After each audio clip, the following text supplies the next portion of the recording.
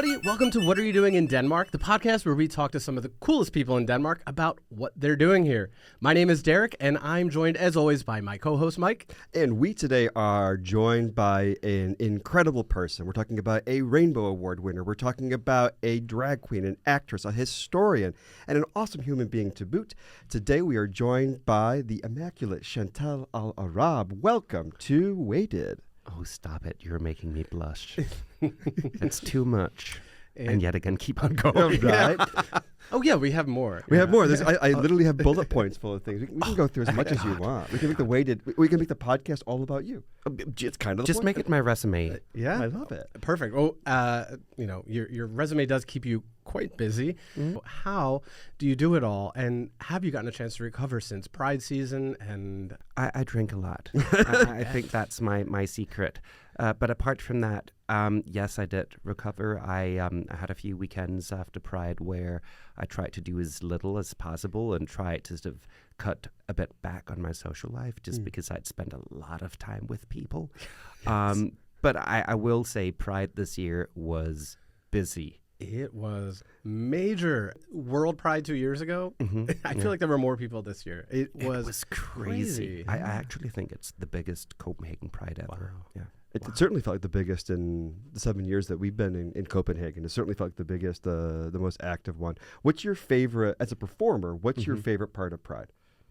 Well, I can say that as a human and as a performer, for me, it's not just about the party. It's also very much about all the activism. So I care deeply about the human rights program that is a part of Copenhagen Pride every year. But for me personally, I think my highlight is always when I do my Anal tours. Yes. And when I get to sort of sail around the city with, usually I have about 130, 135 people on the boat, and just that sense of community as the music is playing and everyone is singing along, I think that is my favorite Pride experience. It's wonderful, and we're so happy to join you on one of those tours this year. It combines some of your passions of history and Danish history, queer history, and of course celebrating Pride. Wearing dresses and clip-on wearing earrings. Dresses. Right. Yes. And we had a great time with. It was a blast. Yeah. Yeah. And you get to share it with amazing performers. We got to see some up-and-coming performers on the boat as well. Yeah, we It was had IB 101 this year. Yeah. And can we just talk about how amazing they were? That was incredible. Yeah. Like, I was like, still that line, fuck him so good that he buys you a MacBook. I think I want to put that on my tombstone. Right? Yes. Yeah. Talk for alt. Yeah. Right. Talk for MacBook. Yeah, exactly. That's it. Yeah, and we got to go with some of our BFFs, which was really wonderful. Yes. And we thought that we would start the program by seeing if one of us can match as your BFF. Ooh. yes. So yeah, it's a special event. So you get to have one of us as your BFF for at least the episodes here, and perhaps all Amazing. time. Perhaps it's all important time. to have Yeah, that. we'll see how it goes. Yeah, I just have to ask, who brought the champagne? Because already here you're ahead in sort of the score. I will say, yeah, that was That was you? Yeah. Well, yeah. bonus points Bonus to you. points. I for went to that. the store. That's true. It was okay, me. It was my idea. It was your that it was you your executed. idea. Yeah. You get a executed point It was each a team then. effort. Well, That's kind of the normal team effort that we Yeah. have. You generate the idea. It works. yeah. But to start with, so the first BFF question is, obviously you have an impressive resume, a lot of fantastic jobs over the year. So your BFF should also have an impressive resume. Mm-hmm. Would you prefer that your BFF had a first job that was a swimming pool lifeguard or a Little League baseball umpire? Oh my God. And of course, these apply to one of us. So Yes. the choice is between getting warts and being around children. You know what? I would say the lifeguard, because at least you can treat the warts, but children you're stuck with. I'm just, children freak me out. Yeah. I just can't. Yeah, they're tough. And sometimes they do go to the pool, which I would know because that was You my were the answer. I was the lifeguard. lifeguard. That was your job? Yes, that was my first job. Yes. Are you a swimmer? Yes, I was, and I still do swim. But yeah, I was a district medalist in the 100-meter butterfly. Stop it. in the late 1900s. Back in the day. Back in the day. You swam all the way from the Titanic to shore. I did. I kicked Rose off that boat, or off of that door, And just went with I it. I was just kicking Paddled away. your way. Paddled my way. I stole her whistle, Oh my God, yes. and then I love used it. it to lifeguard. Yeah. I will say, as a Little League umpire, the children weren't the problem. It was the parents. Oh, parents are the worst. Parents, Parents are worse than children. I mean, people who make that life choice, there's I don't already judge. something there. Yeah. Yeah. So did you get yelled at a lot, Mike, as an umpire?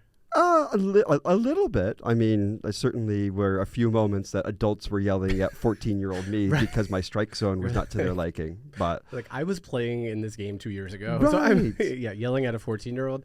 That's the caliber of adult we're correct. That's what we're about. talking about here. Yeah. It's Also much easier to electors. just have a whistle and sit on a lifeguard stand and get Correct. tan. all Stop summer. running. Yeah. It's just literally all you did the entire time. Yes. And it paid off because I have one BFF You have a point BF so point. far. So the first of us to get 2 will be Chantel's BFF. But Ooh. let's go for the second one. So if your BFF was given the power to uninvent one thing from history, and they chose the atom bomb or Facebook, who would you lean towards as a BFF? A weapon of mass destruction or... The atom bomb. Exactly. That's a tough one. I mean, I haven't seen Oppenheimer yet, so I don't know if I'm actually skilled to have any opinion about the A-bomb. So I'll say Facebook. Wow, that's Wow, 2 for 2 points for you. That was me. Really? Yes, I Oh would my just get rid of it. Yeah. I think it's done more harm than good. Oh, yeah. Just ask President Hillary Rodham Clinton. Right. Well, we might as well round out with. No, right. Let's see if I can get it. Let's see if I can you get, I get a catch pity up. point Yeah. here.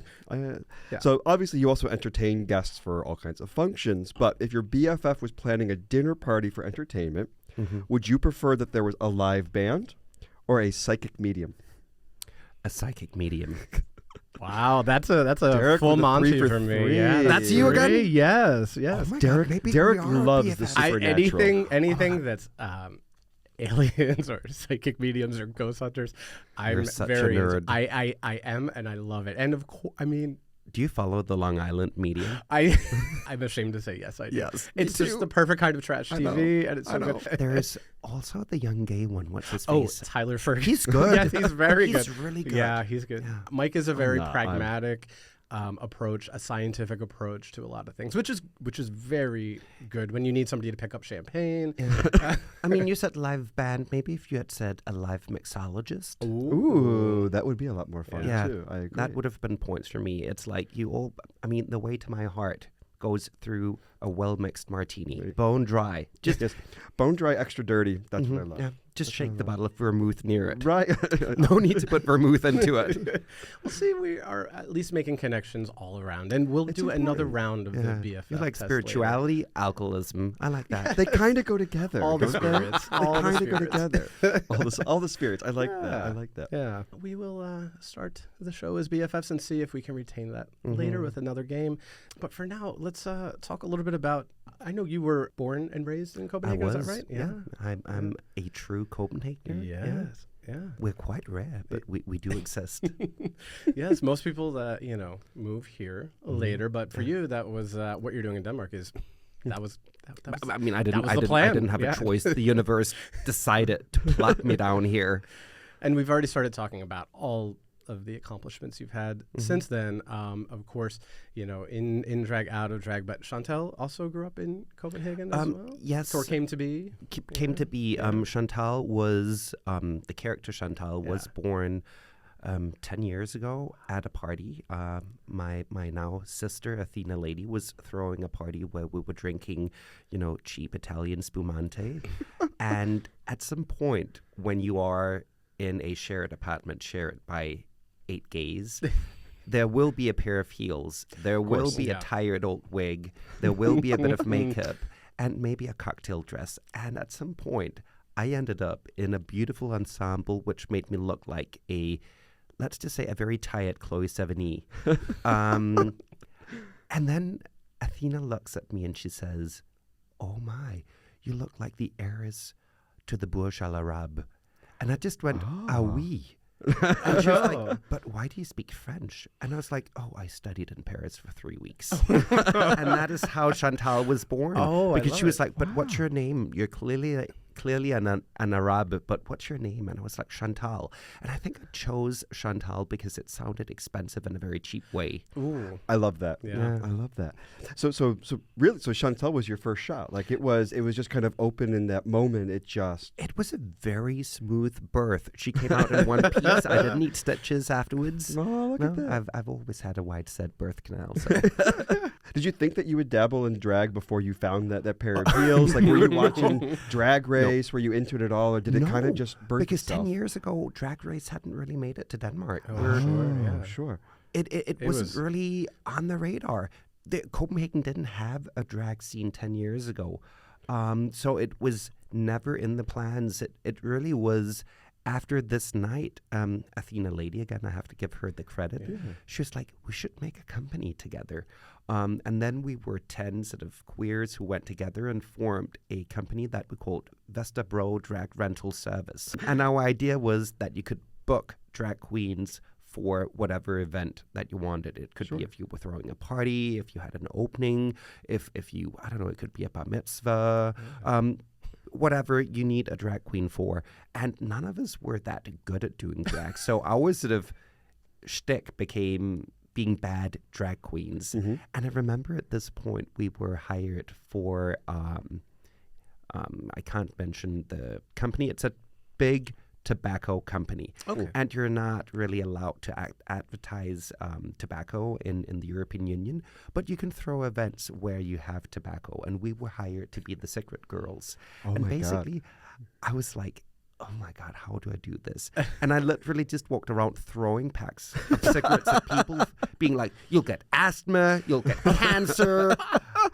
And you know what? The organizers, they loved it. Oh, yeah. And I was like, you know what? Instead of sort of aiming at being this demure, sort of fishy queen, maybe I'll just sort of do whatever sort of seems natural to me. And then little by little, we started doing radio. We got a TV show for a little while. We started doing different things, and Athena and Jumpojette and Nicholas and I, we sort of formed our own little 4-person drag troupe. And then we started hosting bingos, and, one thing took the next, and here I am. Do you remember your first, paid gig, the first moment when you actually performed? Oh, I don't remember the first one. I remember the first bingo we had. Okay. It was actually, I think, the week Absalon opened. I don't think we knew how big the demand for drag bingo would be, because we didn't sell tickets. We just expected that people would show up, and maybe we would have 60 people show up. Mm-hmm. But there was a line from Absalon and Vesterbro all the way down to the meatpacking district. Oh my God. And there's only room for 200 people in Absalon, and we could have sold maybe 5, 6, 7 times as many tickets. And then after that, we realized, wow, there's an opening in the market here.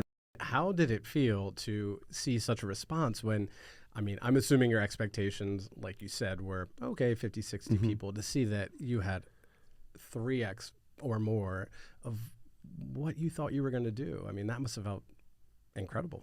It may sound a bit superficial, but mm-hmm. there's something about the recognition of others that is so therapeutic to me. I think that a lot of queer people will have the lived experience of growing up feeling like they're wrong, mm-hmm. and that the way they that their instincts are telling them to be is wrong. And all of a sudden taking all that queerness and almost distilling it and overdoing it, and then sort of just being received with open arms, has been such an amazing experience. And it has, in a way, taught me to love myself. In a way, when RuPaul says, if you can't love yourself, how the hell is anyone else going to do it? I actually disagree with that. For me, it was, in a way, seeing myself through the eyes of others, and then realizing that I'm worthy of love. My love, I don't know if it came from within as much as it came through the validation of others. And that may be shallow and superficial and whatnot, but there's just been something extremely empowering for me in seeing myself through the eyes of others and realizing that, I mean, apart from being Chantal, I also have an everyday life as Anders. Right. And seeing that those aspects of Anders that I overdo, I mean, Chantal isn't a totally different person. It's just an exaggerated version of aspects of myself. When I do those, people actually still like me, and they like me a lot. That has been extremely therapeutic. Yeah, so it probably does magnify maybe some of those things that you feel in drag, out of drag. Yeah. And maybe realizing that those things you have in drag also exist without the wig and the makeup. They exist, and they are celebrated. Yeah, they're celebrated, and there's no need to sort of try. I don't have to suppress them. Yeah. Even out of drag, I think I've become way more camp out of drag after I started doing drag, and I really like me now. Yeah. So in that way, I'm very happy that Chantal, that I came into my life and allowed myself to discover that. How wonderful. It's very emancipating to totally have something kind of unlocked. Yeah. And in an organic way that wasn't a plan, wasn't a path. You know, in our careers often, you know, we have, I'd like to be at this level or this goal. This is my projection. But you just put on a dress one night and unlocked something in all aspects of your life. But you know what? If you look at my life 20 years ago and then look at it now, of all the things I do, none of the things were a part of the plan. I mean, all the plans I made about my life, I'm not doing any of those. But who cares? Yeah. Right. You know, plans are good. Yes. But I got something that was so much better. I think that's the lesson. That's a bit of the lesson I think that we've kind of learned, especially moving to Denmark and kind of having the same sort of scenario in a different way. But I think you can become very much a prison of your own plans. And then when you let yourself be, you know, a little bit of a planner, but let yourself be kind of free to the moment, it does unlock a totally different world that's out there. And the thing is, I am actually quite a planner. I love structure, but I require structure so that I can be free. I need the structure to bounce off. So I do make plans. I still plan for the future, but I also realize that not meeting those plans isn't failure. Sure. That's something else opened up. So the plans are sort of a roadmap, and who cares if I take the scenic route once in a while? I think that's a great piece of life advice that you just said right Amen. there too. That it's not failure not to follow through with the plans like that. Of course not. It's a different journey. It's a It different is. experience. That's fantastic. Yeah. And I think it's neat. I was thinking the same thing, Mike. Like moving to Denmark for us was not something planned. It was something that was decided. You being a little intoxicated with a former boss that you then said, you know what, just stay and come back here when you were on a business trip to Copenhagen. Right. And you didn't sleep the whole night. You called me at 6 o'clock in the morning, Denmark time, and said, they want to know if we'll move over here. It's midnight, of course, back in the U.S. And I was like, well, let's talk about it when you get back in this country. But there wasn't much to talk about. And we're being open to something that isn't in the cards or isn't the plan is sometimes gives you the best opportunities. And you know what? What may seem like a mistake at first can be the most beautiful thing that ever happens to you. Fully agree. I usually say that the best things in life were mistakes. I mean, champagne. Like my little brother. Your little, exactly. And if we ask your parents, he's most likely one of the most beautiful things that happened. Absolutely. You know, champagne. Champagne was invented by accident. I wouldn't be without champagne. Right. Wow. I'm not sure about your little brother. I've never met him. But I'm sure that he's a good guy. Yeah. So in that sense, mistakes can be very productive. We shouldn't be afraid of mistakes. I remember once I visited a PR agency in London because I travel and do corporate things. And their sort of ideation method was whenever they got a new big project, they would get together and in their team, they would discuss 5 ways they could get fired from the project. And that was how they started their ideation process, by saying, what are the mistakes? And then being like, can we go by that? Let's do it. Wow. And for me, that was such an inspiration. And to a certain extent, that's also how I work today. Whenever I get a new task, I'm like, how can I fuck it up? Wow. That's a brilliant approach to take it, because you're basically taking failure off the table at the start. Right. Exactly. You acknowledge that even though there's maybe a route you don't want to go, you can still learn from it. You take on a way more dynamic approach to your process, whatever that may be. For me, it's performing and creating sort of different concepts. And I'm always like, how can I fuck it up? How can I do it in a different way? How can I do drag in a way that wasn't expected? Throwing cigarettes at. Exactly. Right. Yeah. But I think also, acknowledging that on the front end, then when it does come up, it probably doesn't feel like a real fuck up. Of course because not. you've already considered it, and you've already, you can stay calm, cool, and collected and say, oh, well, I knew this might happen. Yeah, exactly. Let's make the most of it. Exactly. Wow. Now, you mentioned some of the projects that you come up with and things like that. As far as your creative process, how do you sort of decide what to pour yourself into? Because you've got quite a varied interests and talents and accomplishments. I think I suffer from, you may know this diagnosis, I call it gay DD. Yes. This feeling that everything feels interesting everywhere all the time. Yes. And fun. So I usually say, oh, I've never done that. That sounds like fun. Let's do it. And then sometimes I'm really overwhelmed. But most of the time, I sort of, there are good people around me who are like, you know what, you need to breathe now. But overall, I won't say I say yes to everything. But if it sounds like fun, I'll be there. I love having fun. And I love being around creative people, and especially creative people who are interested in taking their talent and then creating change. Whenever people say, oh, we want to change something, it's almost like I don't care what it is. It's just this idea that you realize that when you have talent, you also have the privilege of affecting the world around you. And that, to me, is just, I mean, it's like cocaine. I'm like, I want to go over there and sort of just sniff up all that talent and sort of be intoxicated by other people's talent. I love that. I always think, and this is not my mantra, I can't take credit for it, but the idea that if you're in a room and you're the smartest, most creative, you shouldn't be there. Then leave and find a different room and start over. Yeah. I want to be challenged. It's not, you get complacent, you get lazy. It's like, I want to be around people who challenge me. Yeah. I want to feel like I'm a bit out of my comfort zone all the time. What's maybe the most surprising creative moment you've had in this? Kind of the moment when maybe you've done something, as you said, nothing that you're doing today was in your plan. But is there something that you look at and you say, holy crap, I can't imagine I would have ever done that. And now you look back and say, that's the most amazing thing ever. Probably writing a book with Lars, the chair of Copenhagen Pride.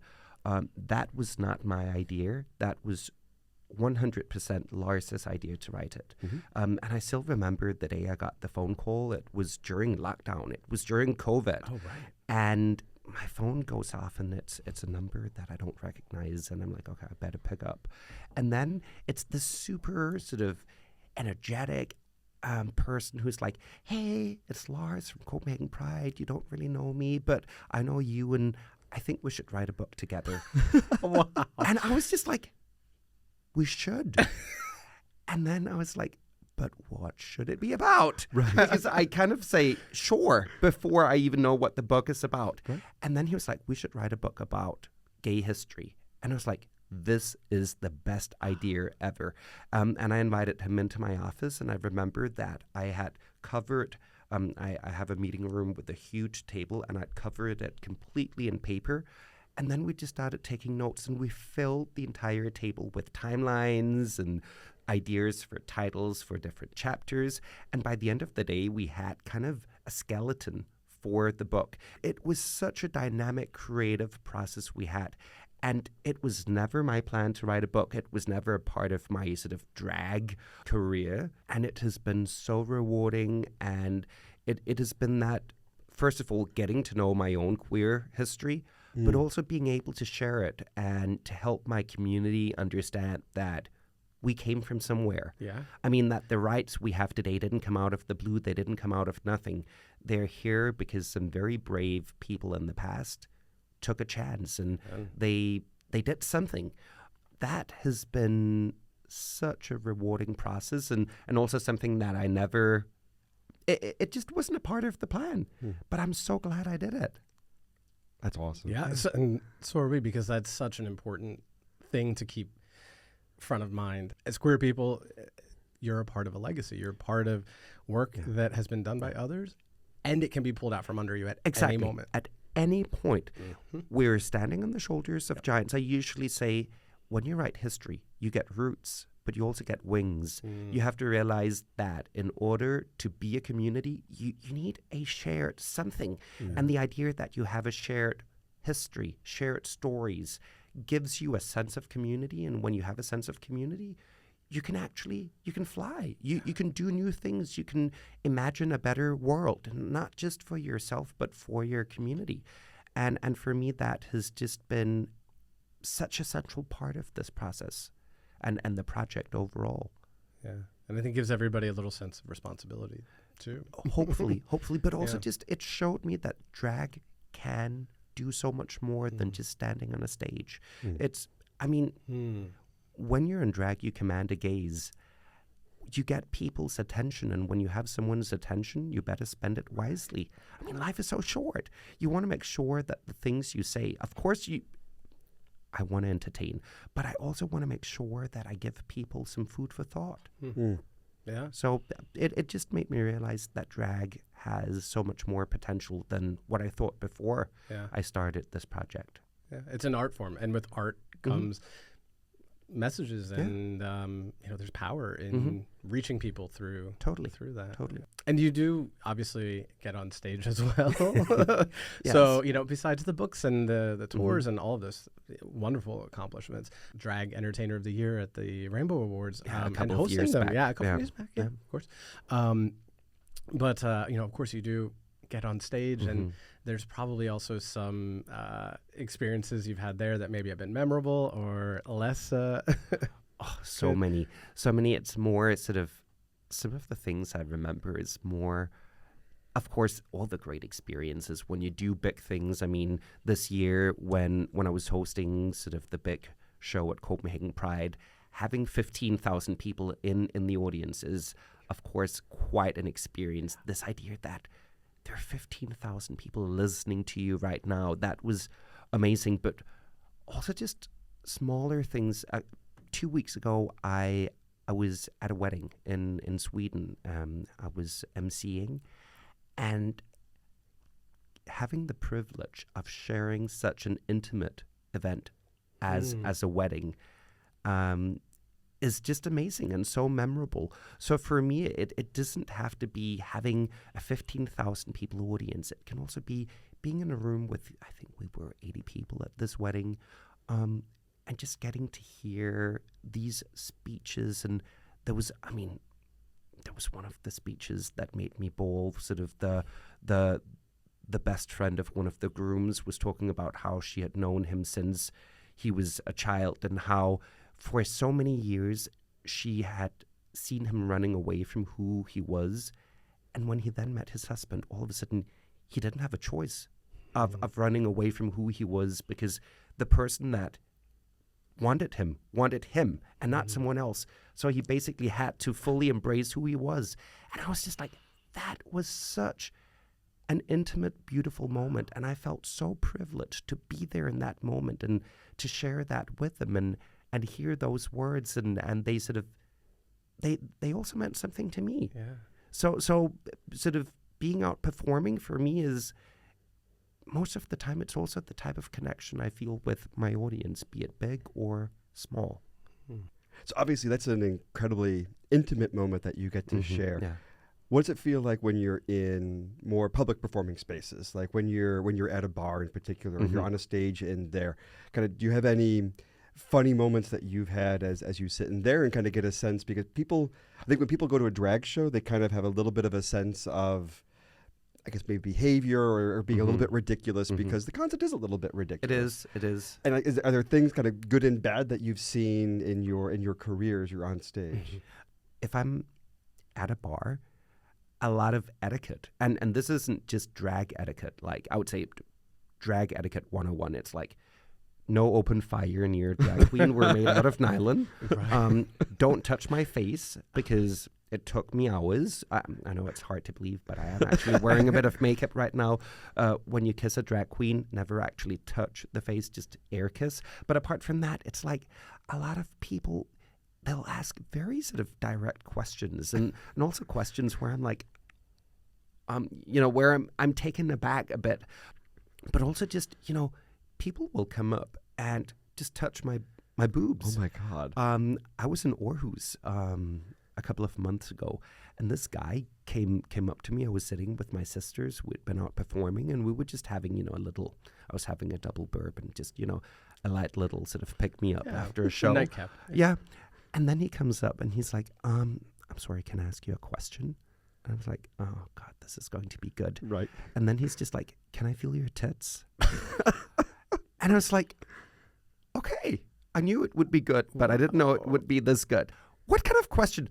I would never go up to a complete stranger and just have the audacity to ask that question. Feel them up, or critique their body hair or grooming. Yeah. And one thing is men who will do it, but I also have women.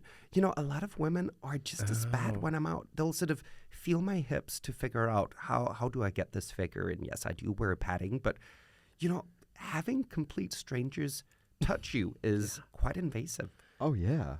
Yeah. I can imagine like that. I don't know what it is about like a drag queen or somebody who's a performer that suddenly turns you into like a please touch museum that people can just like poke and prod. And what is that like? Or that you're available for everybody's opinion. Yeah. And I always find, of course, it's not exactly the same, but, putting ourselves out there, making content and things like that, the people that have nasty things to say or that critique are never the people that are also a performer or also creating content. It's always the people that have... And it's like... First of all, who was asking you? Yes, exactly. Who asked you for this unsolicited advice? Yes. And second of all, where are you speaking from? Like, who are you? Right. It's like, what the fuck? It's like, but social media. I mean, going back to Facebook, it brings out the worst in people. Yes, because people can say whatever they want, and somebody will validate that opinion they have to encourage them on. Whether it's just responding to it or they get. It's really easy to have that kind of like veil of anonymity, or you're sitting on your phone or whatever, and to say whatever you want. Like it's easy to have that. Oh my God, people on social media, the worst. I can only imagine. They're the worst. I remember I did a little feature on TV a couple of years ago where I was actually talking about that, and I was talking also about some of the gazes that I can feel when I'm walking in public. And I remember on social media, my favorite comment was a woman who wrote, "No wonder that people are looking at her. She's wearing a summer dress in October." And I was like, girl. I was like, I'll give you that. Right? That's good. That's fair shade. Yeah, I was like, That's you know fair. what? I'll take that. Yeah, I'll take that. Is savage. Wow, Right? Brigitte. That's rough. Wow. Yeah, and I'm sure that in a bar there's a lot of etiquette and just things to get used to. And that's why I thought we could talk a little bit about some of the things that maybe you have to get used to in a bar or with the drinking culture and bar culture in Denmark. And I think one of the first things that we want to talk about is some of the terminology as far as what bars are called here. And one, especially for coming from the U.S., one thing that you'll learn is that a bodega is not a corner store. A bodega is a bar. Yeah. And you may hear other terms like a crow or a vat house. These are all other terms for bars to be aware of. So you don't go looking to try to buy like a little bit of mac and cheese at a store when instead a bodega is going to be a smoky place with laws at the end of the bar. Exactly. And a bodega usually has to be brown. Yes. I mean, Yes. expect brown decor. Yes. The browner, the better. Sometimes from the tobacco smoke and sometimes the wood paneling. Am I the only one who feels very nostalgic when I get into a place where everyone is smoking? I'm like, oh my God, I haven't experienced that for ages. Yeah. Like, am I in a 70s movie? Exactly. It's very Mad Men-esque. Like you're very much of a time, and it's 2023. Yeah. Yeah, and that's maybe a good lead into another difference is that in many establishments, you can actually smoke. Now, this is not all bars. Any that serve food you won't be able to, and any that are over a certain size you will not be able to. But some of the most fun are those smaller kind of corner bars that do allow smoking. I love it. I mean, I always face the challenge that I have to smoke or wash my hair the next day. Sure.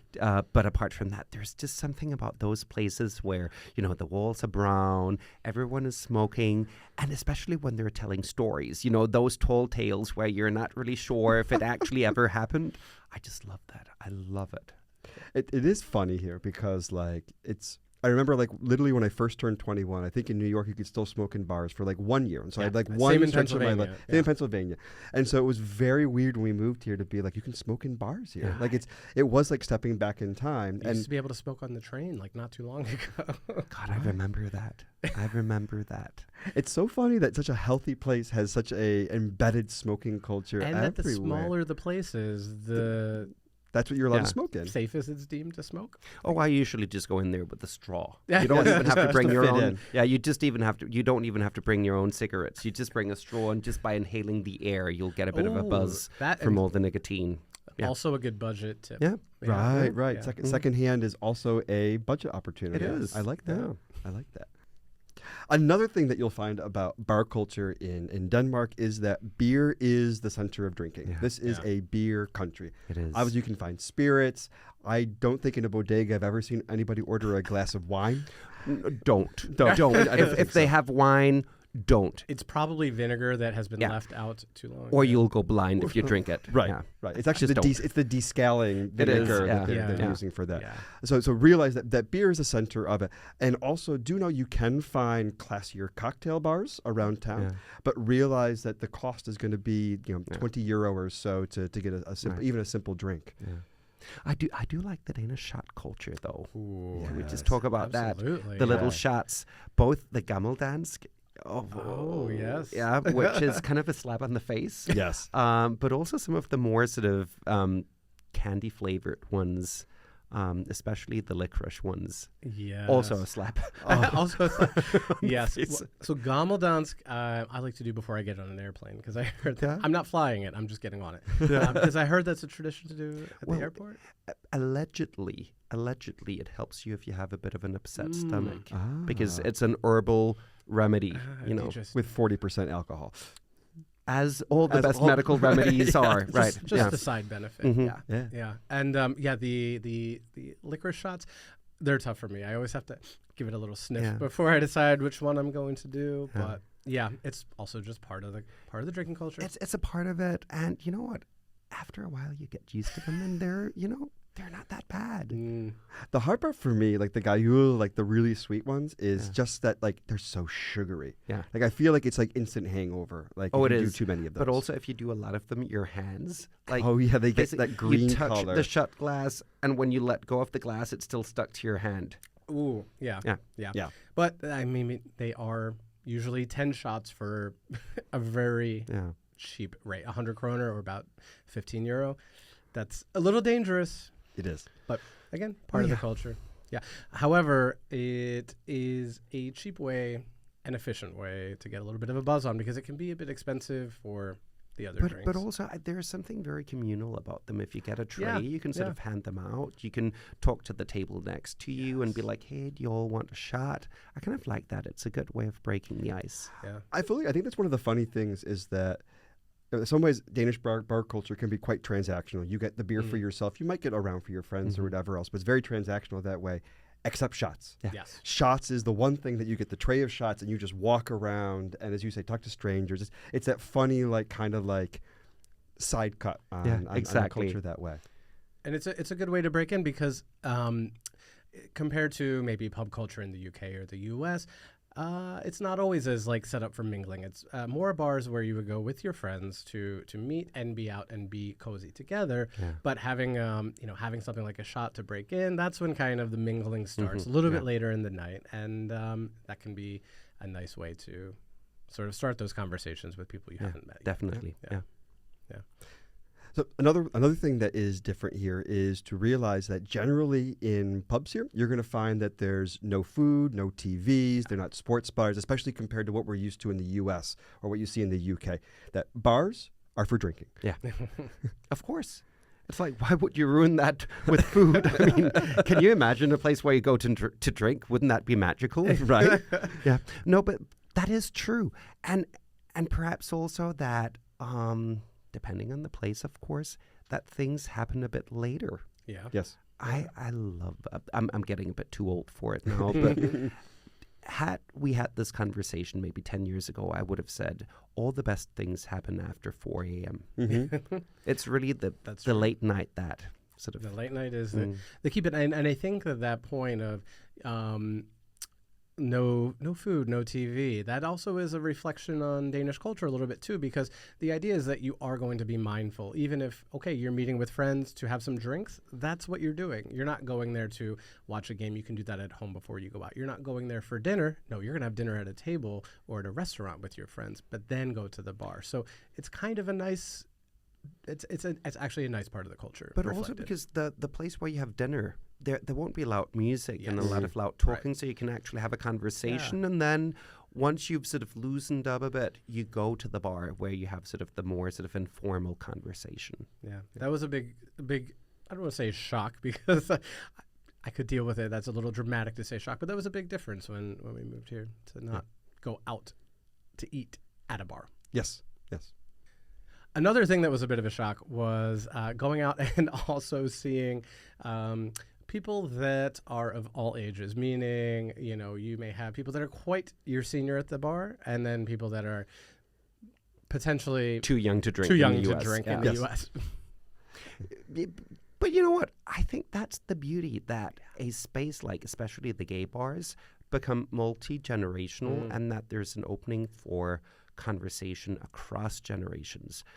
I actually like talking to people who are in a very different life situation than myself, because oftentimes I learn something and I get to see things from a new perspective. But you're quite right. You will go to places where you're thinking, oh my God, you're 105. Yes. Why are you even here? Or are you old enough to be here?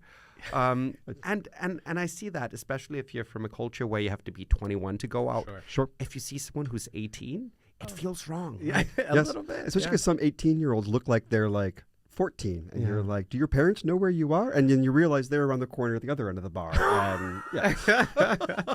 But that would be a bodega. Yeah, a bodega, yes. But it's nice, too, because you can often have them help you with your phone or learning what TikTok is. There's a lot of benefits to that. They can do well. your taxes. They can do your taxes. It's really, you know, there's some benefits as well.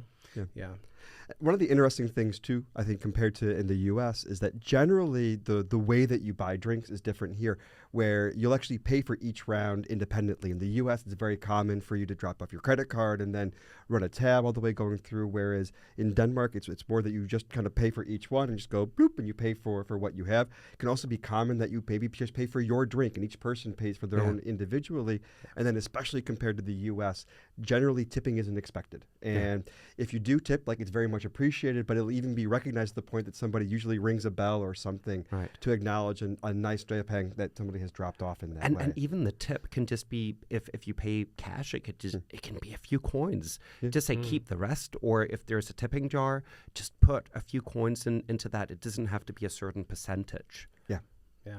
And that is something that I really appreciate, because it can be annoying in the U.S. to give your credit card to open a tab and just let a stranger have access to your what are they doing with it?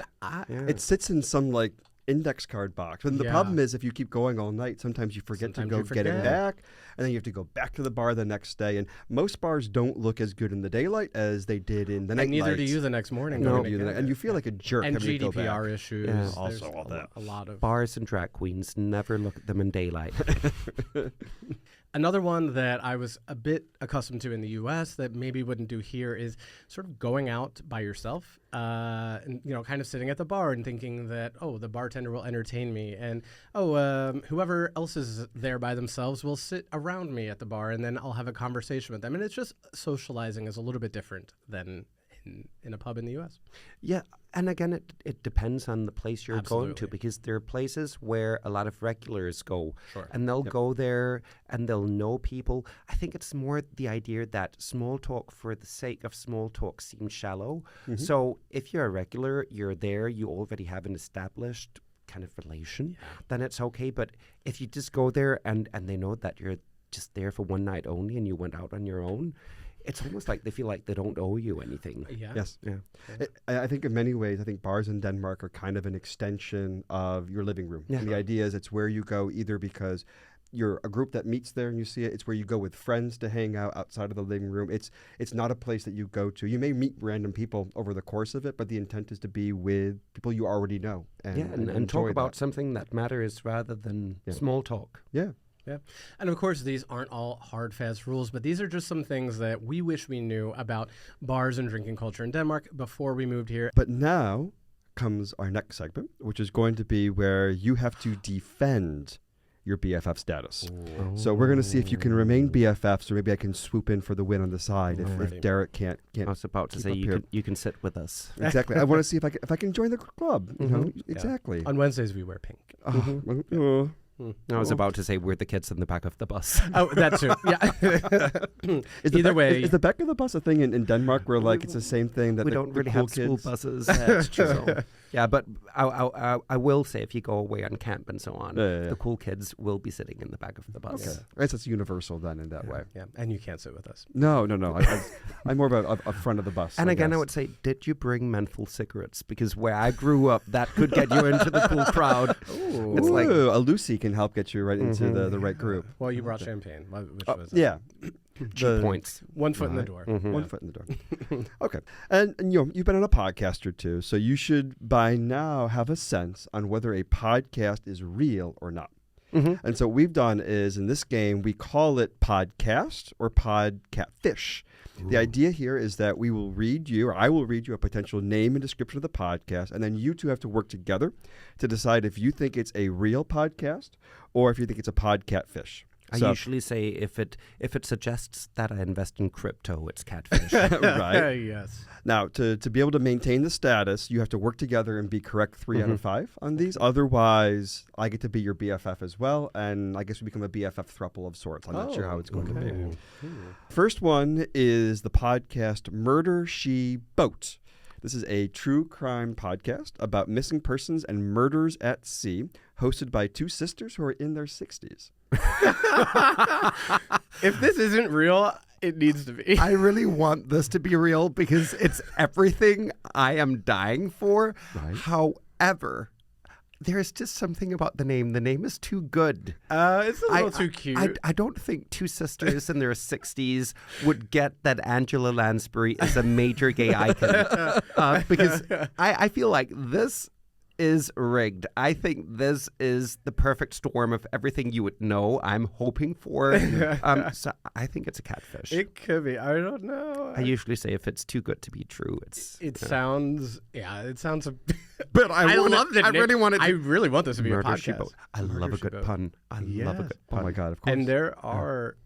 Didn't Olivia Newton-John's boyfriend disappear on a cruise ship? Like, Stop. I think so. I mean, rest in peace, Rip. Queen. But The boyfriend or Olivia? The boyfriend. Well, hopefully both of them. He disappeared. Yeah. I'm leaning towards fake too. I think it's fake. Yeah, let's go with fake.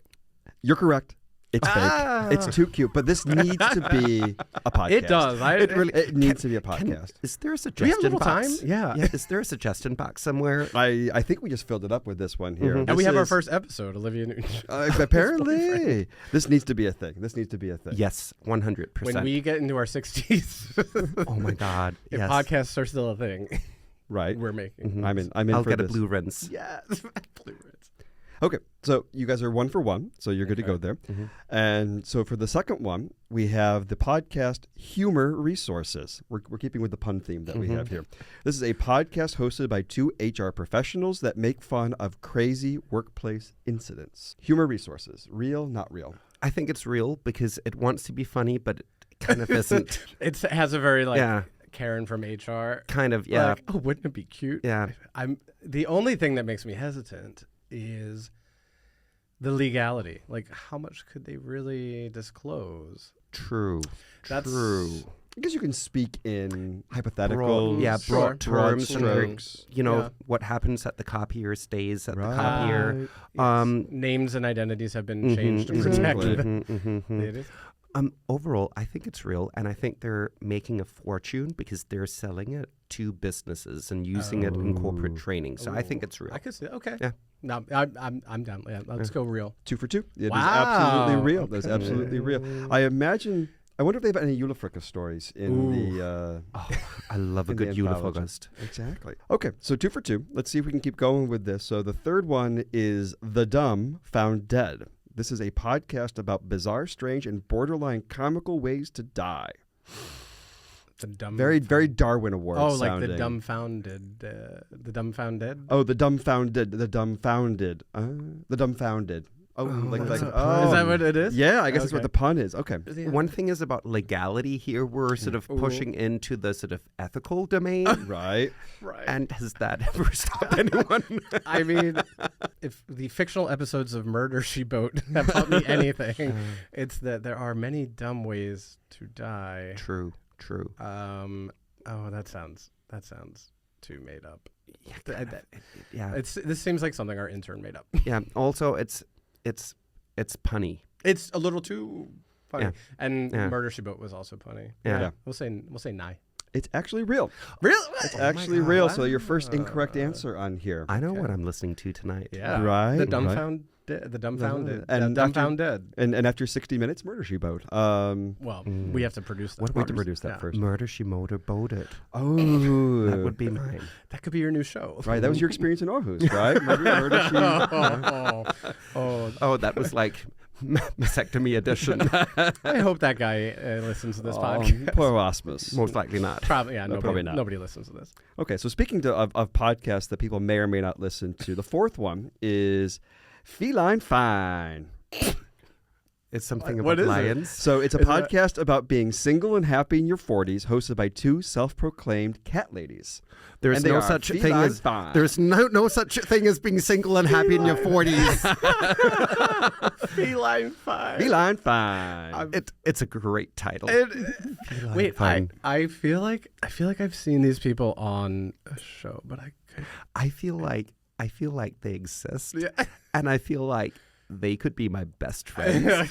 I want them to wear all like animal print. Yes. Yes. Yes. Chain Cheetah. smoking as they're talking about how they're strong, independent women living their best life. Right. And I'm like, me too. I think it's real. Yeah, that's kind of real. It's real. Yeah, that seems right. Sadly, it's fake. Well, And maybe it's, as I said, there's no such thing as being happy and single. in your could be. 40s. yeah, that was the giveaway.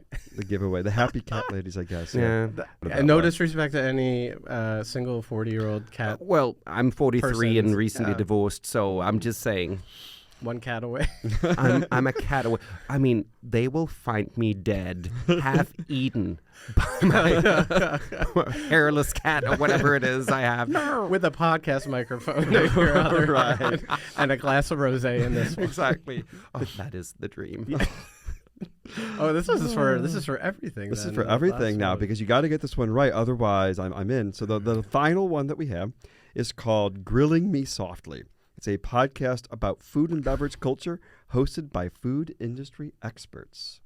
So it's punny. It's punny. Food is very happening at the moment. Yes. Yeah, food is having a moment. Food is having. People started We eating. finally figured it out. Oh, it's Ozempic. Yeah. That's it. Thank you. The backbone of the Danish economy. Yeah. Exactly. Yeah. Let's say this episode was not sponsored by Novo Nordisk. Right. I feel like it could be real. It's a good name too. Yeah, It's a that really sounds good real. name. It's a Yeah. really good name.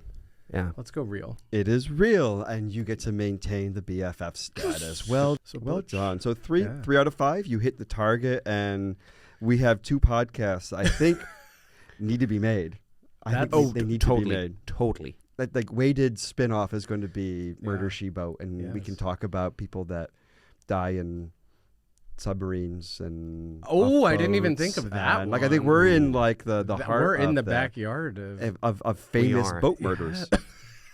I'm just Well, saying. I mean, that's kind of It's kind of the point of the legacy of the podcast. Viking Age. It is, too. right. I mean, we And also, like, true crime is trending. true crime. Right. There's nothing That's like the- sitting in your sofa with a blanket, just relaxing while you're listening to a podcast about someone getting like molested and cut up into pieces and thrown in the ocean. I mean, that is how I spent my Saturday afternoons. Right. It's hard to get by in these trying times. You know what? It's stories like that just help you persevere. The uplift. The uplift that you need. Heartwarming stories of maritime murder. I want that to be Yeah, real. let's do it. But let's do it. Could we have Okay. Angela Lansbury narrate it? Oh my God! I mean, with AI now, I'm sure we can get an AI You know Angela what? Lansbury. You're actually probably right. Probably right. Get a Mrs. Potts kind of. Yes, Okay. because that is the vibe you want for it. Right. Be our guest. Be our guest. And now you're dead. Oh my God, on a Wow. boat. Okay, we've got some homework to do. They found her in the galley. That's fantastic. Oh man. Well, Murder, She Wrote is on its way, on the horizon. Coming up. Coming up next. But Chantel, you've told us about some of your drag influences. I don't know if Angela Lansbury was one of them. But she is now. Yeah. Right. She is Yeah. now. I would say Maybe- equal parts Liza Minnelli and Angela Lansbury.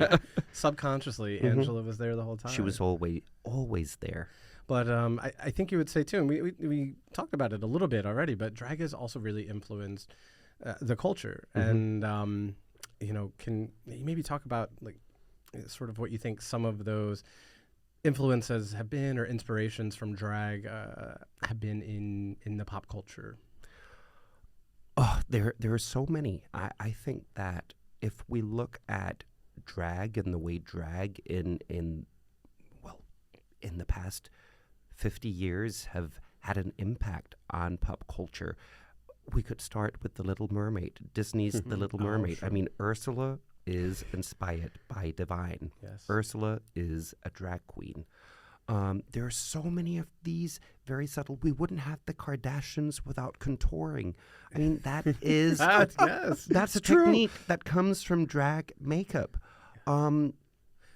I usually say that drag is created by pop culture, but it's also a co-creator of pop culture, and I think it's so beautiful when you see all these like bubble up, trickle down movements of cultural influences moving in different directions and sort of cross-pollinating.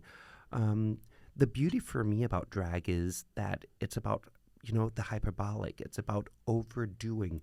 And when you overdo things, all of a sudden you get all these serendipitous experiences that you didn't know you were going to get. That, oh, maybe if I do my makeup like this, something wonderful will happen. Or if I sort of forge a character who behaves in this way, maybe I'll get new discoveries. So in that way, I think that the pop cultural landscape we're in now would not have been the same without drag. Just like drag wouldn't have been the same without pop culture. If we look at a phenomenon like RuPaul's Drag Race, it's actually something that has very much affected queer language and the way we communicate and the way we think about who we are. And I can have all sorts of opinions about sort of the franchise overall, but what I have to give the producers of that show is that they're so literate when it comes to pop culture.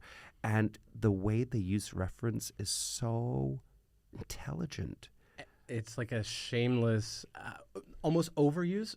But again, it's the exaggeration of But drag. that is post-modernity for Yeah. you. It's that you step into this mirror cabinet where you can't really find the original. It's this Sure. idea that everything is a reflection of something else. And for me, I'm just so deeply fascinated by it. Just like you said that you think of drag as art. For me, it's also craft. For me, there's something deeply fascinating about someone who's a skilled lip syncer. Maybe because I'm not, but I love to see people who are skilled at lip syncing, people who can command a room by, singing without actually singing. Just like when I see a good body, people who understand how to proportionize, I'm always in awe of that. Or when I see a sort of a costume that someone has stoned themselves, or when people can do a super interesting makeup. For me, it's not just the art; it's actually also the craftsmanship that is fascinating. And voguing and ballroom, I love another it. subset and genre of Totally. Yeah. And I think saying that, for me, another thing that's very interesting is I love to travel, and I always there are a few things I always do when I go to a new country. I always try to go to a supermarket to get an idea of what do people eat, how do people behave when they go shopping. I love to people watch. I actually also like going to either a public swimming pool or a gym because I'm quite fascinated by the way people manage their bodies in and out of clothing. I mean, how prudish are you, or how much do you cover up? There, I would say between the U.S. and Scandinavia, there are some major differences. Oh, sure. I would imagine that you had a few shocks the first time you went to the gym here, because there's a lot of peeing out. Yeah. But I always also try to go to a drag show, and it's so interesting if you compare sort of, we could say, the United Kingdom to America. We could say two English-speaking nations. Very different. In America, there's this emphasis on lip syncing and acrobatics and tipping, whereas in the UK, you'll see sort of this influence from the Victorian music hall tradition and from panto. So the makeup looks different. The way people are on the stage is different. They don't lip sync. They sing. Singing, And then when you go to Germany, you can see a sort of an influence from the cabaret tradition. So I love seeing sort of these different vernacular traditions of drag, and also how they sort of cross-pollinate. How, if you look at the Copenhagen drag scene, for instance, we have a long tradition of bearded queens, which is something that I consider sort of a Copenhagen vernacular. And at the same time, we have the inspiration from the American tradition. We have a bit of the sort of German tradition. We have a bit of the British tradition. And then there's sort of this melting pot of different traditions, and sort of each individual performer will have their own idea of what they're doing. I think it's such a fascinating sort of reflection of what type of society you're in. Yeah. Do you find that, you mentioned Drag Race earlier, do you find that, in your opinion, Drag Race is homogenizing drag culture in that way? Or do you think that it's opening eyes to other parts of drag culture as opposed to it being maybe siloed in its local culture? My answer to that will be yes, and in the sense it is homogenizing, and it's also bringing out drag to more people, and it's also inspiring more people to do drag, and it's inspiring more people to explore the diversity of drag. So in that way, while it is diversifying the language of drag and the sort of frame of reference, it's actually also inspiring a lot of people to sort of pursue other ways of doing drag. I would say one thing doesn't leave out the other. If you compare the drag scene in Copenhagen today to the drag scene 10 years ago when I started doing drag, they're very hard to compare in the sense that when I started doing drag, there were barely any performers. And to a certain extent, if you wanted to do drag, people thought of you as a bit of a freak. It's like, why would you want to do that? I would say, I don't know if maybe it's a bit of misogyny you find in the queer community. Like, why would you want to be effeminate? Why would you want to do that? It was very much sort of this appraisal of the mask for mask. Whereas today, when I look at young people today, I was like, they get it. It's like this idea that young people suck. No, young people are going to save the world. It's like it's our generation who have misunderstood everything. It's like I have the deepest admiration for the generations who are currently entering the scene, who are currently sort of starting to perform. They're so good, and they're so young, and I can only imagine what they'll do in the next 10 years. So even though we're getting a sort of more sort of, we could say, a more streamlined reference frame in terms of drag, I also see sort of more diversity. And, of course, I think you alluded to it, drag as an art form becoming more mainstream, especially in the last 10 years, 20 years even. But of course, there's sort of a natural pushback. And as somebody who's studied and even written a book on queer history, that's a theme that occurs and reoccurs continuously. It really does. And again, we see the pushback as a new thing. What I discovered, we we very recently had an episode in Denmark where a group of QAnon supporters accused drag queens of being pedophiles, grooming children, which very much mirrors what you see in the rest of Europe and also in the US. And a lot of people said, oh, it's because queer is a new thing. And I had to say as a historian, I said, no. If we go back to the 1950s and 1960s, it was a common trope that back then not the transgender person or the drag queen was a groomer, but that the gay man was a predator. So we're just seeing a revival of an already existing trope, just like the idea of the drag queen or the transgender person, anyone who sort of pushes the boundaries of gender as dangerous. I mean, how many movies have we seen where the mass murderer is some variation Silence of the Lambs. Exactly. Of someone who's assigned male at birth performing female. It's in our pop culture that this transgression of gender is associated with pathology, and that pathology is associated with danger. So we have to realize it's not a new thing, and when we go out and act as activists, we have to realize that the structures we're fighting against are so deeply ingrained, not just into sort of mainstream culture, but also pop culture and even sort of scientific discourse that I mean, we can't just lean back and say, okay, now we have the right to get married, everything is fine. No, it's like the moment we start relaxing, there'll be people who first start out accusing drag queens of being predators. The next thing will be that gay men are predators. And then the next thing, it'll be that all queer people are dangerous. And then we'll start seeing anti-gay legislation. I mean, this is happening at the moment in Europe and in the US. Go to Florida, go to Poland, go to Italy, go to Hungary. It's happening everywhere. We have to be very aware of that, and we have to realize that more than ever, we have the momentum of acceptance, but we're also in a time where there is pushback, and that actually requires that we need to take that acceptance and then run with it. We can't just lean back and say it's all good. In your studies, as you go through history, what have you found has been successful? Because obviously I think we're feeling like we're in a moment of backlash right now. There's been these moments that happened. I know in the U.S. there was some progress in the 60s and then backlash through the 70s and 80s, for example.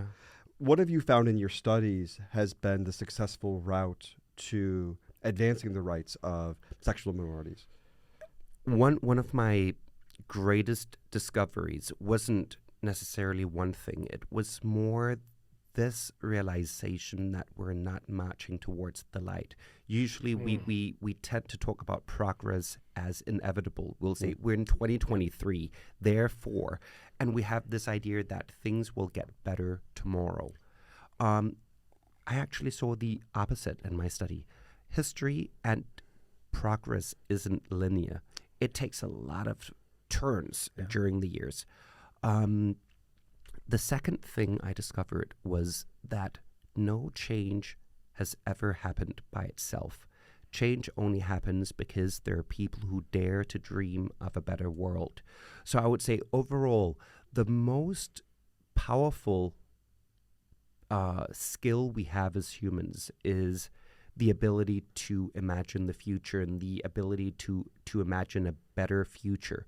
And throughout queer history, that has really been a driver. This ability we have to imagine a world where we're accepted, where we're worthy of love, where our love can be recognized by a state, where maybe we can have the right to form families and so on. Having the ability to imagine that is the first step it takes towards creating a better life. And then after that, of course, then comes the actual activism, and there are so many strategies you can take. You can either go the route that, if we look at the U.S., that the Mattachine Society had in the 1950s and 60s of being respectable and working with the law, or you can take the strategy that we see in Denmark with the Queer Liberation Front of the 1970s, or the GAA in New York, this idea that you use provocation. both work. If we look at these organizations, they actually never disagreed on the goal. They said, we all want to go to the same place. It's the methods we're using that they disagreed on. And at different times in history, I can see how both strategies have worked. So I can't give you a clear-cut answer of this is what we have to do, but I would say it's equal parts working with the system and equal parts working against the system, depending on the context. How about as far as your own safety? Because as we discussed kind of this back and forth, that progress has not been linear. Do you feel more or less safe than 10 years ago when you started, and especially on something even in Copenhagen? Now, of course, maybe the lawmakers are not necessarily targeting the community, but some of the people from QAnon and things, I mean, death threats against a drag performer in Copenhagen earlier this year, that's a scary thing in a place like Denmark, a place like Copenhagen that we tend to think of as these things are decided. We've already moved past LGBT rights, but in some ways, no. I can start out by saying I attended the Danish Rainbow Awards a month ago, and the Minister of Equality was there. And she gave a speech that actually rubbed me up the wrong way because she started out by saying, Denmark is one of the best places in the world to be queer, and look at all these statistics that compare Denmark to other places, and look at all the rights you have and so on. And I was like thinking, should we really let other places in the world be what we measure our safety and well-being against? As long as there are people who are getting targeted, as long as there are people who are assaulted, who are beaten up, people who are afraid of coming out, people who are disowned by their families, I mean, how will it ever comfort me that there's death penalty in Uganda? If there are young people who consider suicide in Denmark because they're afraid that their parents will stop loving them if they come out, how will that ever be any kind of consolation? I think it's very important that we don't become complacent, that we keep on dreaming about a better world. So when you ask me, do you feel safer than 10 years ago? I would say, instead of saying yes or no, I would say yes and. That overall, I feel like as drag has become more mainstream, I can actually walk in the street during the day and feel safer. I get less comments and so on. However, then there's online where people are getting death threats. I'm quite lucky. I have never received a death threat, but I've received a lot of other nasty messages on social media. And I have had people who sort of threatened me when I was out walking alone at night. So in that sense, we're not there yet. There are instances where, yes, I do feel more acceptance and inclusion today than I did 10 years ago. But I don't want 10 years ago to be what I compare myself to. I want to compare myself to a world where all queer people can walk in the streets feeling safe, and where no one grows up with the fear that their parents will stop loving them for who they are. That is what I want to compare myself to. I want to keep on this dream of a world that is perfect, and then I want to compare now to that instead of what life was like 10 years ago, or instead of what life is like in other countries. I mean, that is what equality is about. Equality is about having the same life, well, not the same, but at least having the same opportunities as straight people. I don't think queer people ever have asked for more than straight people. No. We just want the same opportunities in life. We want the opportunity to walk down the street with our partner's hand, like holding our partner's hand, without the fear of being assaulted. That's what we want. We want to be able to kiss our partner. We want to be able to form meaningful relationships. We want to be able to form family, just like everyone else. We want the same. We don't want more. We just don't want less. And with that, I think we do think of Denmark as one of the more progressive places in the world, but still, as you say, there's places to go. Where would you focus that energy? You talk a lot about kind of a need for cultural change in this way, a different attitude towards this, kind of either with your activism, or if you even had a bigger megaphone out there to speak on that. What would your message be? Where does Denmark need to go for 10 years from now? Oh, there are so many places we could go. There are so many low-hanging fruits. We could look at the way we teach sex ed in elementary school. Let's make sure that sex ed has a queer component, telling children that there's so many ways of having sex, and that, let's say you're asexual, that is also an option for you. Basically, opening up the world in sex ed. Let's make sure that there's representation. Whenever we have shows that want to show typical Danish families, make sure that we show the full diversity of what Danish families look like. And here I'm not just talking about sort of sexual minorities, I'm also talking about ethnic minorities. Let's make sure that we show that the family today in Denmark is so much more diverse than it was 20 years ago. These are some of the low-hanging fruits. Let's make sure that let's get legislation that ensures that trans kids have rights.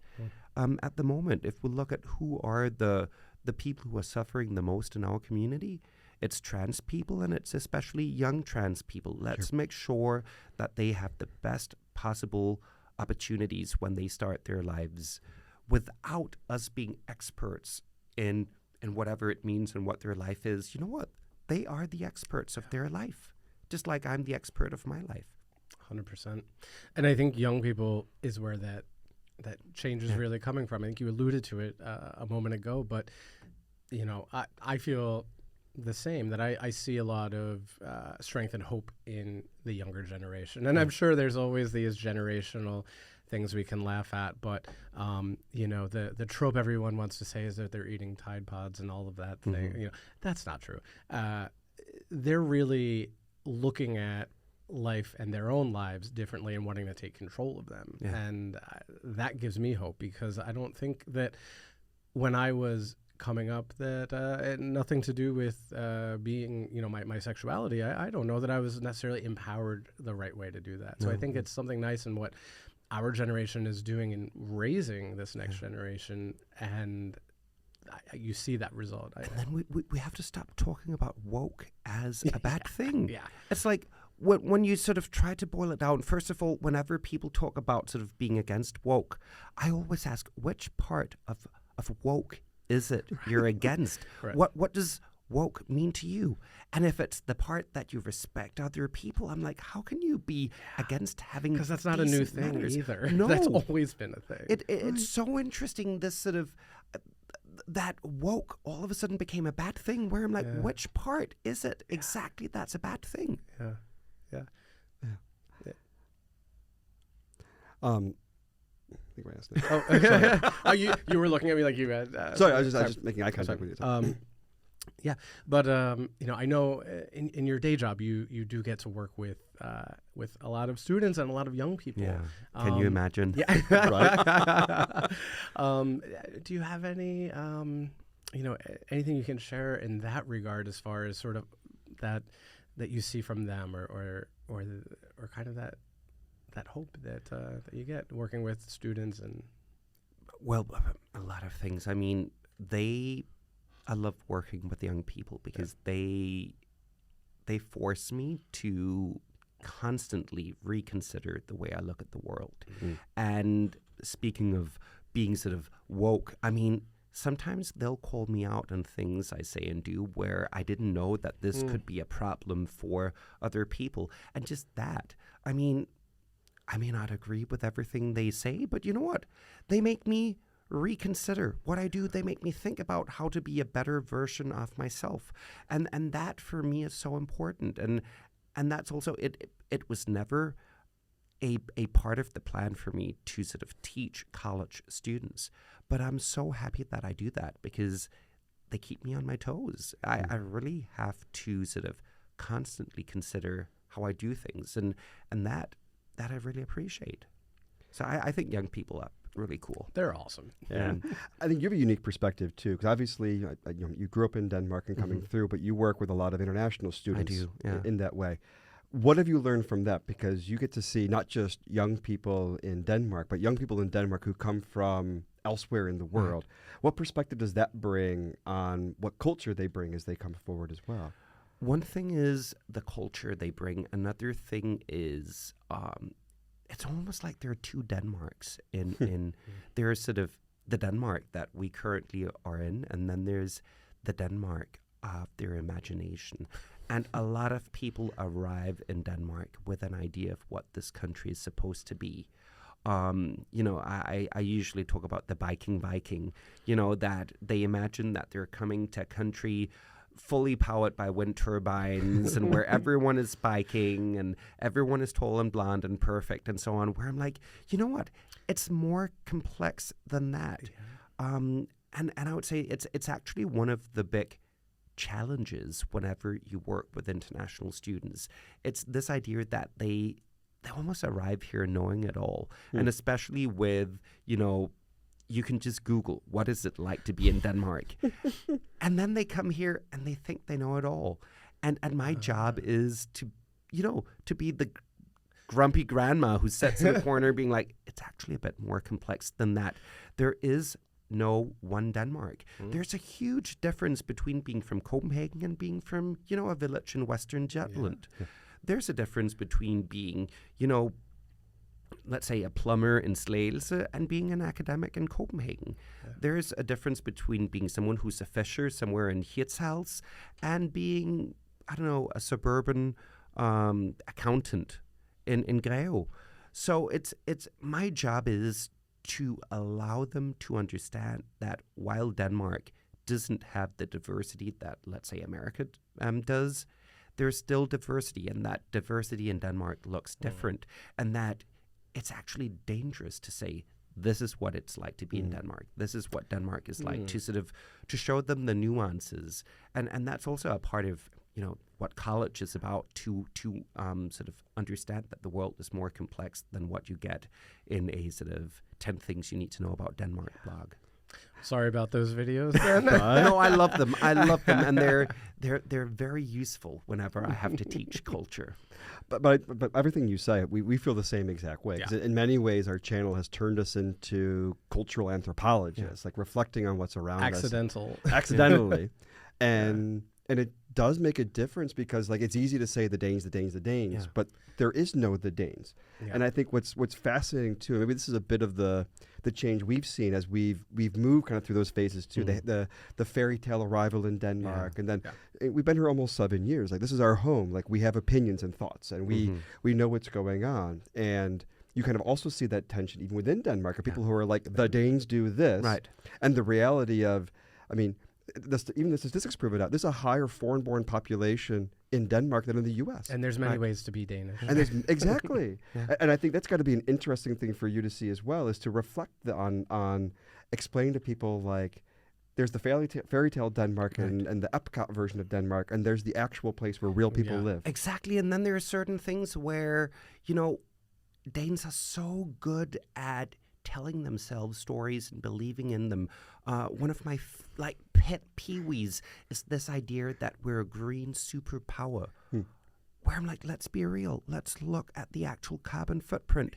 We have not done anything to our actual carbon footprint, like the carbon footprint of the Danish economy, since 1990. Wow. So we're still, when you look at it, we're still one of the biggest polluters in the world. We're one of the nations in the world that produces the most trash, the most waste per capita. We have one of the highest carbon footprints. And I think if we keep on saying we're a green superpower, we'll never do anything about it. Sure. We'll never do anything about it. And I think it's so dangerous, regardless of what kind of change you're trying to achieve, to be complacent and think that you're already there. And it's actually something I always try to challenge with my students whenever they talk about it. It could be gender equality, when they talk about environmentalism, when they talk about queer rights, whatever it may be. I always say, let's challenge these assumptions and say, when you're talking about this, what is the position you're talking from? And if we change the perspective you're talking from just a little bit, what new discoveries do you get? My job is to, nuance any kind of discussion you may have about Denmark and culture in Denmark. Yeah, make people think. Absolutely. Yeah. Absolutely. Well, I think that leads nicely into something else we wanted to do, which was kind of lean on your expertise with international students and talk a little bit about some of the tips and things that will help international students, whether they're from the U.S. or elsewhere, coming to study in Denmark. Do you want to go right into it, or do you want to do... Let's go into this one. We'll do the second one first, and then the first one second, if that works.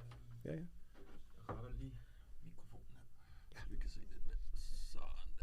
Tak.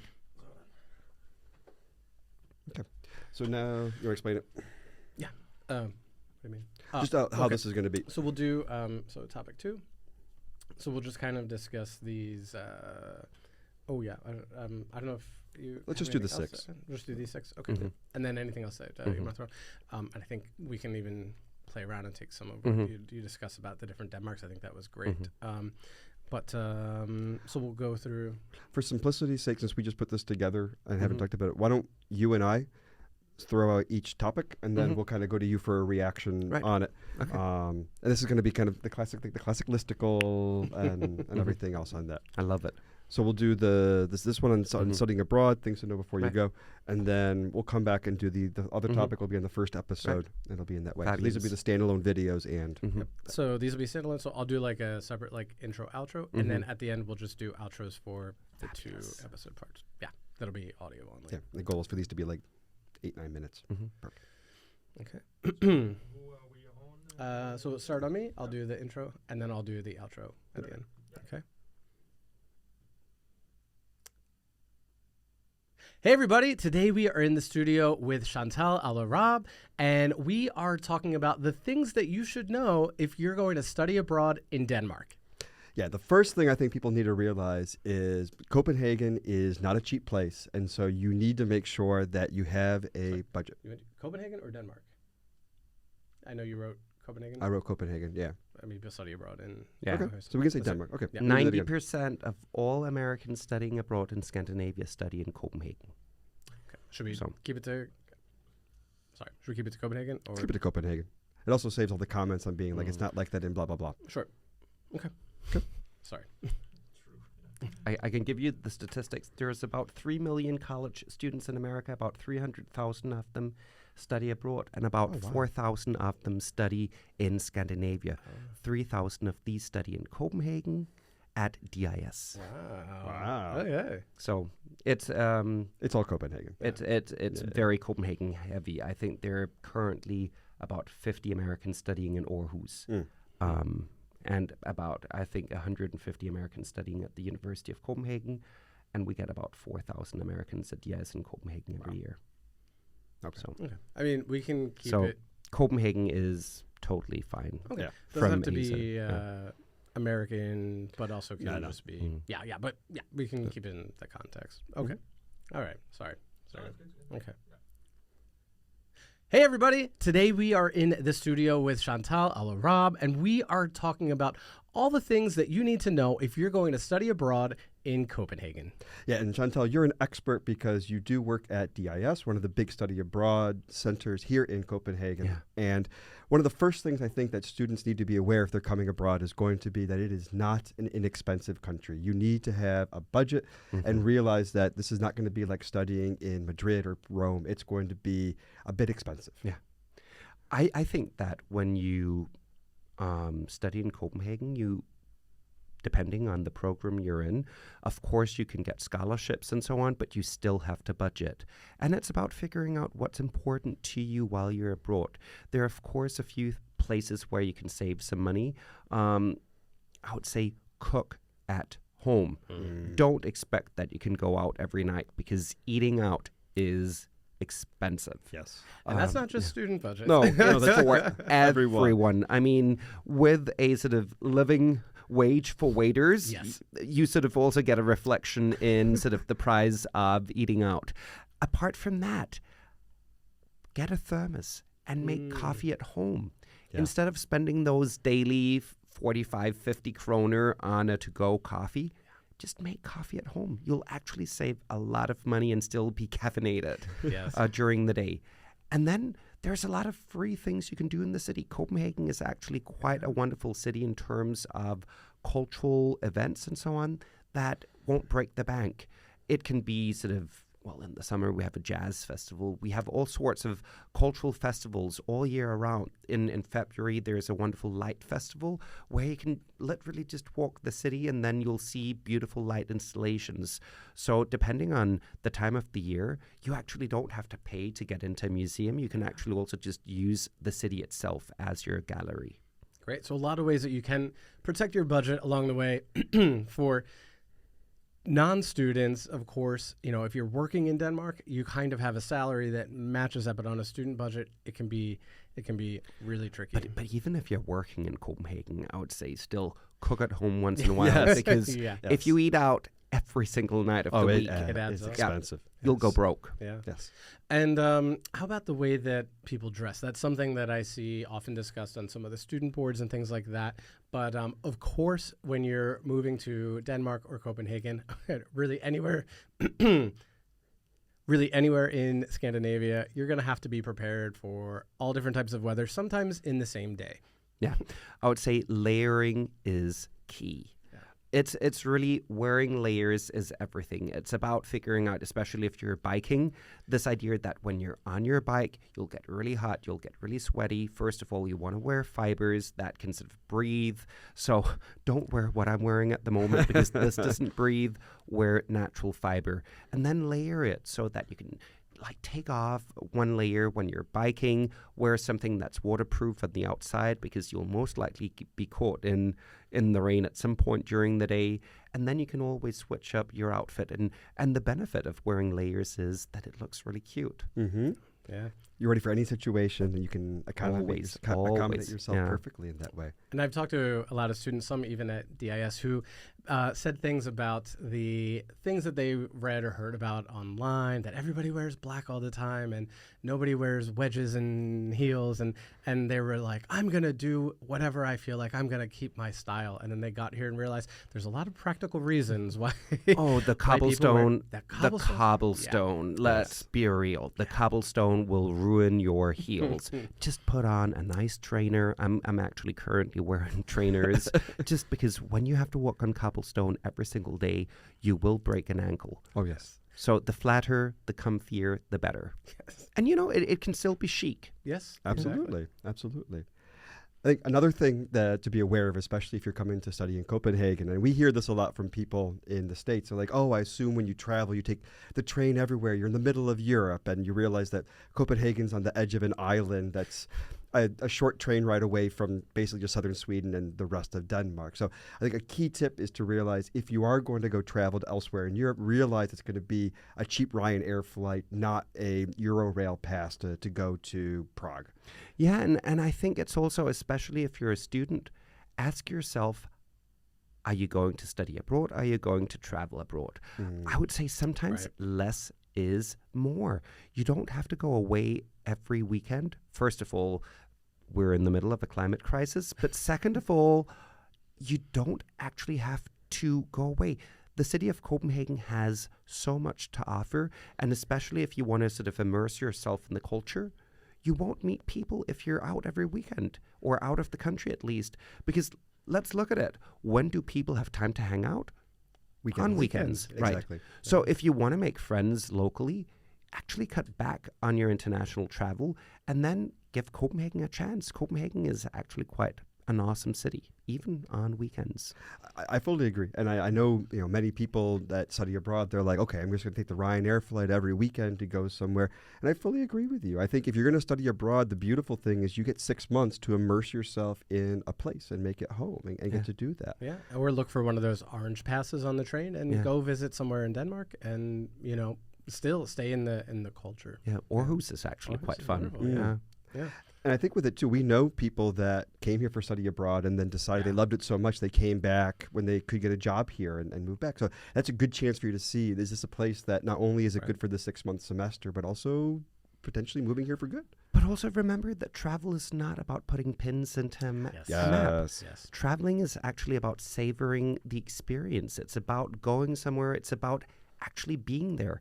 And if you're in Prague for 6 hours, are you really going to get a sense of what Prague is like? And if you're drunk for 4 of those 6 hours, I mean, what is your experience going to be? And are you really going to remember that experience 10 years down the line. No. So like less is more. Yes. Agreed. Amen.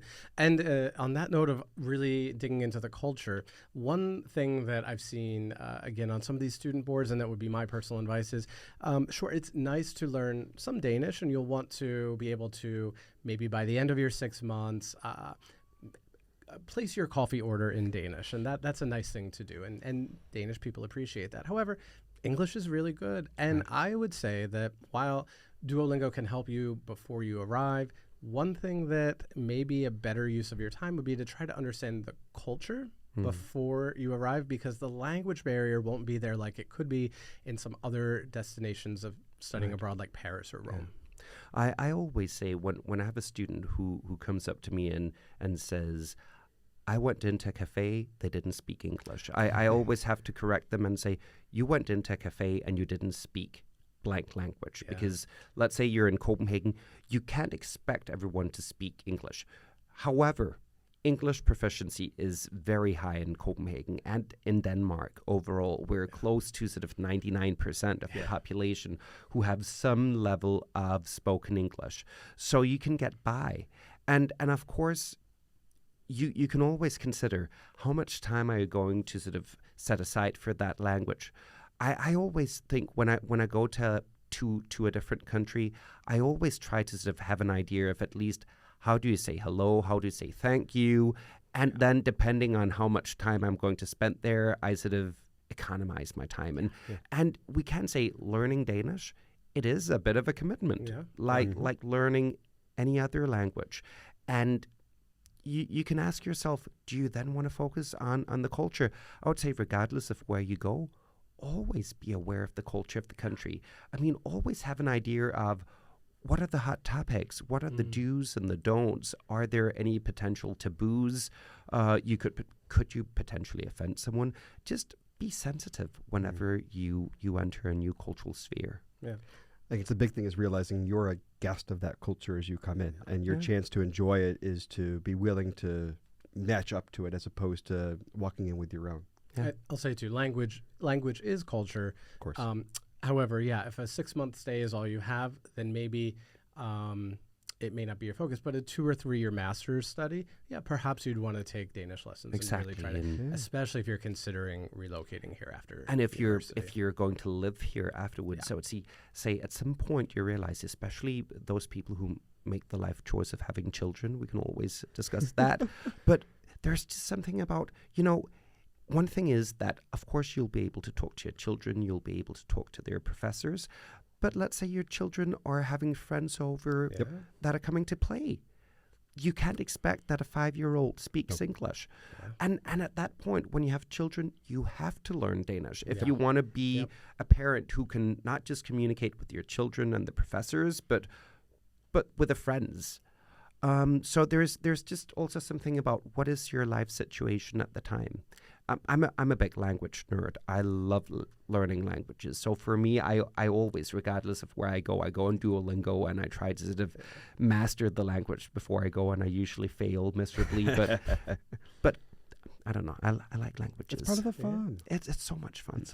As you say, it is culture. It is. Yeah. And speaking of culture, one thing to realize as you come to Copenhagen, to Denmark also is, for the kids coming from abroad, drinking is professional here. Yeah. You have to realize if you're coming here, you're dealing with people that have been drinking since they've been 13, and you're going to lose.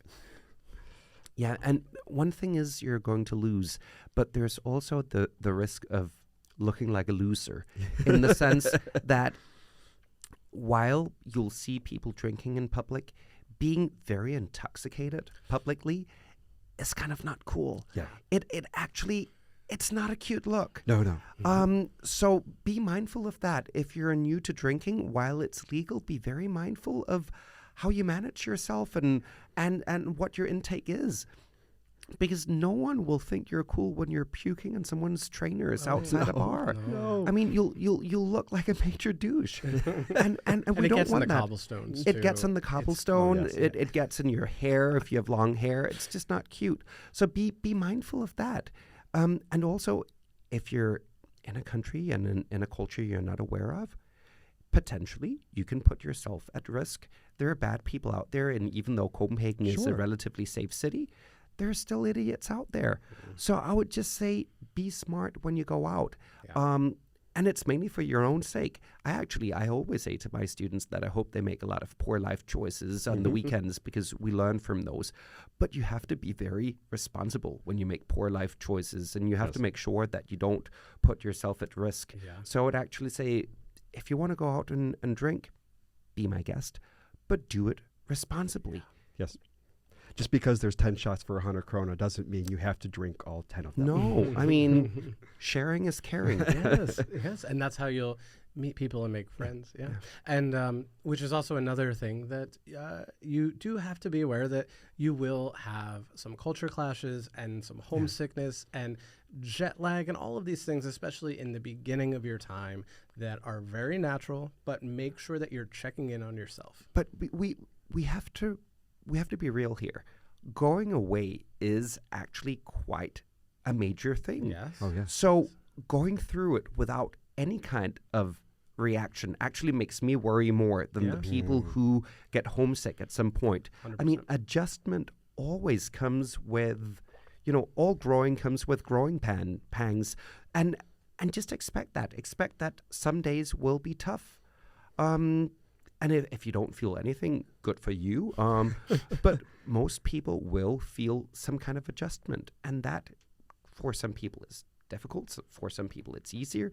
But you'll most likely have certain experiences where you're thinking, oh, my God, I don't know what's going on here. And we find, too, part of the fun, too, in going abroad is getting to bring a little bit of your culture with as well. Whether, for us, it's been, we like watching American football and bringing friends to go watch the bar. We've made Thanksgiving a thing and had friends experience Thanksgiving. Love it. I think it's also the other flip side, which is be unafraid to bring your culture with you to other folks so they can learn. Exactly. I mean, that's the beauty of any kind of exchange. Everyone gets something out of it. Yeah.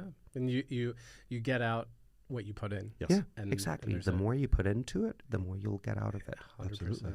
Yes, and we're all feeling a little homesick right now, so this is where we will depart and say goodbye. And Chantal, thank you so much for joining us today. Thank you so much for having me. Yes, and can you tell everybody where we can find you? You can find me on Instagram under Chantal Al Arab. You can find me on Facebook, and you can find me out in the corner where I'm turning tricks. Oh, yes, wonderful. Well, we will meet you there.